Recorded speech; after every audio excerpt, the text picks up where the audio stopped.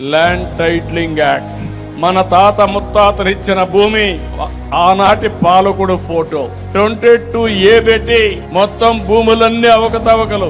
NT Ramarao గారు ఒకప్పుడు village లెవెల్లో కరణం ఉండేవాడు, విలేజ్ మున్సిప్ ఉండేవాడు. వీళ్ళు రికార్డ్స్ అన్ని తారుమారు చేస్తామంటే ఇలాంటివన్నీ తారుమారు చేయకుండా ఉండాలనే సంకల్పంతో గ్రామాధికారుల్ని రద్దు చేసిన నాయకుడు నందమూరి తారక రామారావు గారు. మళ్ళీ ఈ రోజు మీరు ఒక్కసారి చూస్తే గ్రామాధికారులు పోయారు గాని కొత్త గ్రామాధికారి వచ్చి ప్రజల ఆస్తులు కొట్టేయాలని కుట్ర చేసే పరిస్థితికి వచ్చాడు.